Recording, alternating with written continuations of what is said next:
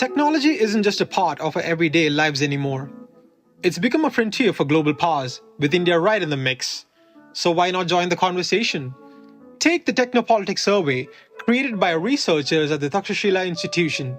It's just 10 simple questions, but your answers could help shape India's strategy in navigating the fast-changing world of high-tech geopolitics. Your voice matters, so let's make it heard. The link is in the bio.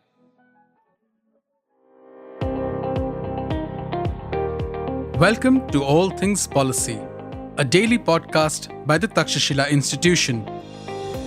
We are a bunch of policy nerds based in Bengaluru, and we like bringing fresh perspectives to Indian affairs and Indian perspectives to global affairs. So grab a cup of coffee, sit back, and join us for today's chat. Hi, and welcome to another episode of All Things Policy. My name is Malathi Renati. And today I'll be speaking with Amita Malhotra on sports platform and community startup initiatives for athletes and parents. Quickly introducing Amita, she's an entrepreneur and has over 17 years experience in integrated communication. She's the founder of EqualSportz, a platform for aspiring athletes and their parents to help them excel in their sporting journey. She's also runs a podcast of her own called Raising an Athlete, where she speaks to athletes, coaches, experts and parents, essentially to draw insights on how things work, to not just from the upbringing of an athlete, but all the system that's the support system that goes around it. Amita is also an alumni of the Open Takshashila online sports course that recently concluded called Building a Sporting Nation that Nandan Kamath and I had co-taught. And she has the unique distinction of being the first part of the first cohort that successfully graduated a few months ago. So welcome, Amita, to the show. Thank you. Thanks, Malathi. Thank you so much for having me here. Yeah, it's great to have you here, Amita, because I know that your startup, which started in July of this year, right? It's not even a year old, and it's still in the ideation phase. And I'd like to first hear from you. What started you off on this journey of envisioning EqualSportz as an organization? I think I would link it with the venture that I was already running, which was called Equality, which is about challenging gender stereotypes in early childhood. And so what I was doing as part of this initiative is there's a brand, and there was a set of merchandise which included T-shirts, which included toys, clothes, basically challenging the idea of this whole thing of that there are some experiences that are meant for boys and some for girls. On the journey, organically, I felt there was also a need of kind of illustrating it, bringing it alive through examples. And sport is always an example that stood out. That's a space where the idea of, it's about equal opportunity. It is about, and there's so many sports where actually there is no difference in, where an anatomical difference actually doesn't exist, and you could be competing at a level playing field. So I would say that for me, the start point came from there, this urge to talk about sport as an equal experience for different genders. And I think the other bit was that my own daughter, who is turning 10 in fact in December. Oh, nice. Congratulations. Yeah, so she's been learning to play golf for the last couple of years. And as a sport parent, in our experience of the journey, very organically, and I'm sure other parents who who are pursuing other sports with their children go through this, where to begin with, there are so many questions and you don't really have an answer, right? Should you be buying a set? At what age should you be buying a set? Where do you find a coach? So many questions that you face as a sport parent. And interestingly, we live in the age of the internet where there is a lot of information, but it's all disaggregated. Even simple stuff like competitions or trainings that you want to take part in, if you're part of a WhatsApp group where there would be an alert which says this competition is happening, you can enroll your children for it. But if you're not a part of it, you would even miss out on something as simple as a competition. So I really felt that there were gaps that existed in the experience of the beginner and the intermediate athlete. And that's what led to the beginning of EqualSportz. Wonderful, Amita. I'm glad you shared that, because not everybody would want to take this first step. And this is definitely in the Indian sports ecosystem, currently at least, the focus is on elite athletes, right? It's about the ones who are winning the medals. How do we support them? But we need to keep in mind that if we don't have a strong enough grassroots, and this involves across from the rural to the urban, and even if you take it a step further, right, and you look at just physical activity, just having unorganized sports, just letting the kids enjoy what they're doing, go out there and play would be the first step, and everything else will gradually fall into place. So it's nice that your focus is in this area. So which age group are we looking at right now, and what's your target audience, Amita? So our target audience is basically beginner and intermediate athletes and sports Okay. parents. So this would What age group would that be? Yeah, so in terms of age group, this would be starting from, let's say, 5 years to about 15 years of age. Okay, that's nice. So I know that the initiative has just started, but could you just explain a little bit about what you're thinking of as the business model of how would you reach out to this age group? Because you're looking at from your past toddler age, so just the primary education level kind of age group, and then you're getting into adolescence, right? So there's a lot that happens even around puberty when it comes to the interest levels and also the skill, right, of junior athletes. So I think when it comes to really young athletes, it's mostly via their parents. Hence, we are saying sports parents is a target segment for us. Right. I would say that we went about looking at the different gap areas that exist. So the number one is in terms of knowledge base and resources itself. To say that, if you want to get into a particular sport, both at the beginner and I would say even at the intermediate level, there are a lot of questions. So creating resources, which can include ebooks, which would include workshops. In fact, the podcast itself is, a step in that direction, helping parents with know-how on specific. If you want to pursue shooting, at what age should you get started? Where are the different, avenues or, clubs that you could be going? So I think one is in terms of creating resources. The other is also offering visibility to athletes. So for EqualSportz, we're looking at actually the dream really is to build India's largest community and platform for young aspiring athletes. So the idea is that while the elite athletes, get a lot of visibility, their stories get recognized, this doesn't happen so much for the younger athletes, which is important at so many levels because they need this recognition to, kind of advance in their careers, to gain sponsorship, to be recognized. And also, if we talk about inspiring others in their own peer network to take up sport, this can play a very important role. So, right. May I just ask a question here, Amita? So you did mention about the knowledge base as well, right? So these ebooks and workshops, right? So when you say ebooks, are you targeting some specific area? For example, we know that exposing children to just one sport when they're young is not a very good idea. Scientifically, it's been proven that they should be exposed to multiple sports because then everything from their motor skills to the cognitive will develop. And then at some point in time, once they're into their early teens, possibly they could think of a particular sport if they have the interest and skill for it, right? That's how typically it's identified. So would you think that be the trajectory you're looking at when you're saying, you're identifying ebooks or workshops? Would it be age-wise, like that you're going to be conducting this or putting resources together? Yeah, so there will be a element of age, but most importantly, it would be from a point of view of specific sports because currently we're looking at the top 10 cities, and the idea is also to be able to monetize this. So the idea is to look at which are the particular sports for which parents are already involved in coaching, or there is a high amount of interest, and a lot of them are, let's say, individual sports. For example, say chess or shooting, which has emerged after the Olympics. So creating resources on each of these sports which can help beginner athletes or parents who are looking at the pathway of how they can get started and kind of scale their efforts. Oh, that's great. And any other sports? You mentioned 10. I'm just curious to know what the other 8 are. Yeah, so it would be in terms of tennis, badminton, chess, swimming, shooting, golf. These are some of the sports that we're looking at. Okay, great. I know that some of them are quite expensive also, right? So not everyone can afford them. Let's take golf or even shooting. You should have a good shooting range possibly in the area, because infrastructure and facilities too, even if it is for the junior athletes, it would be important for them to get that exposure at a young age to know whether they enjoy it or not, right?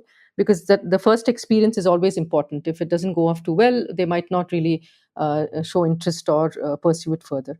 So, is that kept in mind when you're selecting the sports and the locations? Yeah, I would say that again from the point of view of the audience that we're talking about. So we are saying urban, top 10 Okay. cities, and we're looking at Okay. spots where, there is already an interest also from the share of wallet point of view. Would a parent be interested in? And there are those dynamics involved. I mean, one would love to do stuff, for example, in the rural segment, or let's say in the segment of athletics. But I feel that at this point of time, that's beyond our wherewithal as a for-profit venture. Sure, sure. So you're focusing on that. That's good. I think it's good to have a shorter kind of, and the goal should be more specific, right? Then it's easier for you to reach it. Great. You were also mentioning the other gaps, Amita, before Yeah, I. yeah. So we spoke about lack of visibility. So Mm, looking at kind of addressing this in two ways. One is building athlete profiles on our platform itself, where okay. athletes would be able to add information about themselves, about their achievements, about and be able to track their own growth trajectory. And the other Mm-hmm. is through the community on social media, so highlighting stories. We are also looking at a crowdsourced initiative where junior reporters or young adults can be contributing these stories from their own centers of, let's say, the local tournaments that are happening around them. So, Mm-hmm. sharing pictures, sharing videos, that's something that we are planning. The Okay. others are in terms of lack of holistic training, because while coaching is taken care of, when it comes to areas like injury prevention or sports psychology or nutrition, I think elite athletes are also somewhat beginning to get access to this. But Mm-hmm. for those who are at the intermediate level, there is a sore lack of this, and we believe that online classrooms and expert consultations is something that we could leverage to solve for this. Mm. Other bit is again of guidance on spotting careers. What are the scholarships? What are the professional opportunities that are available? And finally, I would say in terms of resources, even for sports parents, and this I feel very strongly as a sport parent myself, that I think for those of us who are in for the long haul, I think there's support that you need on understanding the financial aspect of it, Mm. balancing the emotional aspect of it. I think in a couple of the interviews that I did in my podcast, a message that I continuously seem to get, Nisha spoke about this, and another guest spoke about this, to say that parents sometimes overinvest in the early years. So it's kind of Mm. also important to know how you should be planning for that. So these are some of the areas that we're looking at solving for. No, that's great. I think, and you're covering quite a spectrum here, and each one in itself, right? There's lots to do. So, are you looking at trying to see whether you can reach out to local communities and other NGOs in these cities, in these 10 cities, so that you could kind of leverage on the base that they've already set up, and then you can work hand in hand, because many of these areas we do see that obviously the government can't be stepping in, right? Civil society has to take a lead here, and rightly so. And I'm glad that your initiative too is focusing on these areas, because your goal is maybe for urban right now, and tomorrow you will expand. And that's each founder will have their own vision in terms of where they would like to start. So that's fine. But being able to kind of ensure that there's a multiplier effect, if you can kind of partner with other NGOs or other organizations, which might kind of give you that stepping stone sort of to go further. Yeah, I think in the long term, collaborations would be very important. But to begin Mm, with, if I think about what are the resources that one has in hand, my own background has been in communication, in mm, digital media. So, which is one of the reasons why I've decided to kind of leverage the online medium. So, what we're trying to mhm. build right now, which is why the classrooms or all the presence that we're creating is going to be online. So, to begin with, Okay. that's something that we will be doing. And then in the next phase, looking at how we can be collaborating with organizations already on ground to partner on some of the stuff. Oh, that's great. So I think this is where the bazaar comes in, right? And then any place where the markets see that there is a profitable angle to it, right? And I think that's where we need to look at a win-win when you look at civil society working with the markets, right? India being a tech hub, I think that's the advantage we can kind of leverage on that. There are some cities like Bangalore, for example, where there are many startups in this area. So have you thought of any plans of maybe partnering with other such or involving tech in this so that it can further your cause? Yeah. So we're already working on building a tech platform, and there is a organization that we've identified who's helping us with the different aspects of it.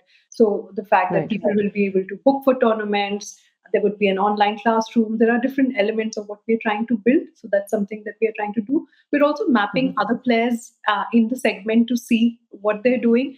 And what we felt was that there were a lot of organizations which were present on ground. So they're fairly scaled. They're doing huge interventions, let's say with schools, colleges. Then there are some which are in the space of news. So there is a lot of news that's happening. I feel that we're looking at a spot of commerce and community. That's something that we are trying to straddle. Yeah. No, I think that's good because the moment, like we mentioned, right, Bazaar is of the Samaj Sarkar Bazaar, right, the three pillars. I think Bazaar is the one which is most non-emotional, if I may say, and will be looking only at ensuring that there's a good business model that they could, further and leverage on. That's great. From the Sarkar perspective, we all know that the governments have limitations with respect to capacity, resources, and expertise. And that is why civil society has to step in these kind of initiatives like sports, arts, culture, areas where the government would not have primary focus. And of course, Bazaar too will then support that.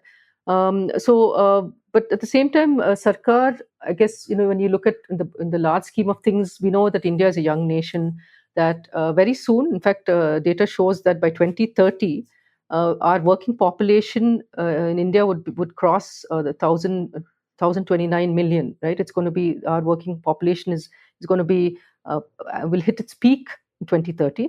And we need to ensure that the physical activity and other initiatives that are put in now will kind of at least will support that population, right? Because eventually we know that the government has, back in 2019, we had the Fit India movement, which was to kind of promote active lifestyle, psychological well-being. Though that has been initiated in 2019, it kind of picked up pace initially, but then it's kind of fallen back again in the recent years. But policies, if that could be put into place, like the new national sports policy or the draft that came out recently, did touch again upon this ensuring that physical activity and the national education policy as well, right? Stresses on ensuring the importance of unorganized sports or even just your regular PE classes that happen at the primary school level are incorporated as part of the school curriculum, and it's not kept as optional, right, for academics. To be replaced by academics. So that importance, Sarkar needs to continue to focus on that, I would think. But would there be anything else that you feel that would support your initiative that Sarkar could help with? Yeah, I think, in fact, in the new sports policy, one of the things that got mentioned was that there's going to be impetus on or support for sports startups. There would be incubators that would support. So I think that's a very welcome direction from the government because, like you said, eventually the role of the government is that of a regulator to expect them, which actually I feel like in India, we somehow expect the government to carry the entire weight of sports, which is actually not realistic. So I think that is a step in the right direction because you're enabling players who are there, who want to make an effort in that direction and offering them support in direct, like, for example, mentorship or funding or resources that they need, to put those initiatives together. So I think that's something that the government is doing right and is very welcome. Yeah, and eventually, when there's they're free markets, free and open markets, right? We know that the creativity and the innovation that steps in, and even these, the interest levels, and we're seeing that, right? When there's an Olympics or a major event, we've seen that with cricket, the amount of commercial and money that's getting. The numbers are like mind-boggling, right? If you just look at an IPL auction, right? So we know India can do that, and they do have the money when it comes to the markets will kick in and make things happen. but the support needs to come, and many of these innovative things, just like your organization too, right? What you're planning to do, if it gets the correct support from the bazaar, I'm sure it can go places, right? And we've seen that. So before we wrap up, Amita, would there be any closing thoughts that you have in terms of where you'd like to see the organization eventually, and this kind of support you would want also from society to make it happen? So what I would say, Malti, is that I think we've been able to identify gaps and needs that exist. In fact, I have to thank you and Nandan for the wonderful course that you organized. I think for me, it came just at the right point of time, because it gave a very good sense of what the entire ecosystem looks like. And it also, I think the peer group that we found over here, in the course, has been great. In fact, last week we hosted a brainstorm together with the cohort. Oh, that's wonderful. And some of these thoughts got discussed, and I think some really very, very different stuff that you would otherwise not think of, because it's coming from people who may be from extremely different backgrounds. So I thought that was amazing that had happened. So I think overall, do we have all the answers today? We don't, because between those needs and gaps, the idea is identifying the right market, like where the market is going to be, because we are approaching from the bazaar side of it, figuring out how this would get monetized. So we have some thoughts around it. We are building our MVP around it. And hopefully in a couple of months, we'll have more public-facing stuff to share with everybody. That's wonderful, Amita, and wishing the organization all the very best. I mean, this is a the very first step that you've taken, right? This way, I'm sure it'll go places. Thank you very much, Amita. Thank you so much, Malathi. Thanks for your support.